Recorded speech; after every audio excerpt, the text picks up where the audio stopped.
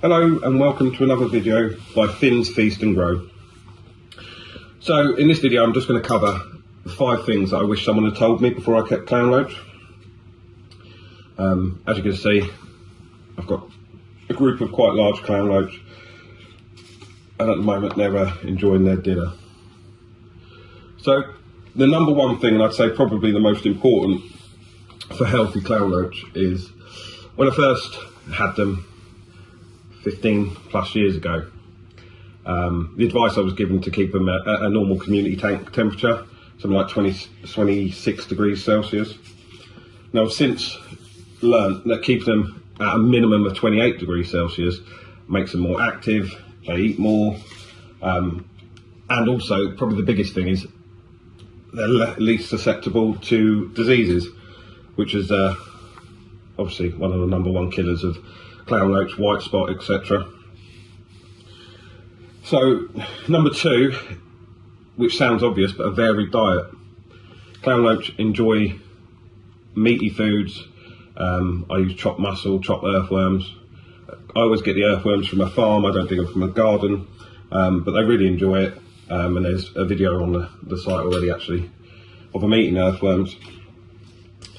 Now it may seem pretty obvious to those of you who already have clown loaches, but they do get rather large.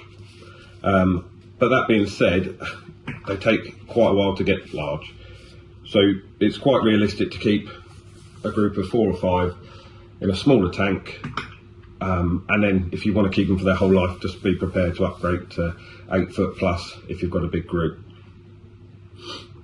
Something I struggled with years ago was how active they were. They weren't very active, but I had bright lighting. Whereas now I have a much more subdued lighting, and they're out all the time looking for food, just generally goofing around like they do. And that's probably something people don't realise. And my last thing, which I don't think many people would realise, is when they get bigger, they do like to eat smaller fish. I learnt this the hard way. About 2 years ago, I thought it'd be nice to add a shoal of 35 rummy-nosed tetras.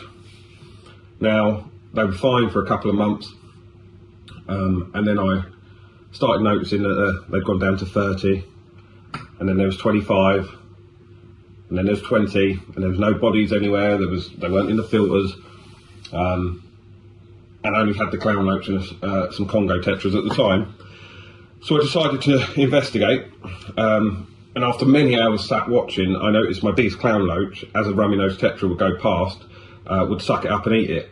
Eventually I only had 5 rummy-nosed tetras left, and I decided to rehome them and spare those ones. So yeah, just be aware, when they do get larger, no really, really small fish, like your guppies and such. Yeah, so that's my top 5 things I wish I knew before I started keeping clown loach. I hope that's helpful. Please subscribe, and I hope to see you on the next video.